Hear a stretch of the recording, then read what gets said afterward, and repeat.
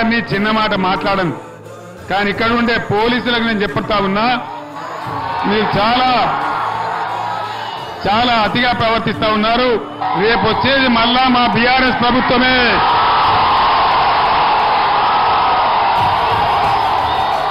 మీరు అతి ప్రవర్తన చేస్తే మట్టుకు మళ్ళా వచ్చేది బీఆర్ఎస్ ప్రభుత్వమే. జాగ్రత్త.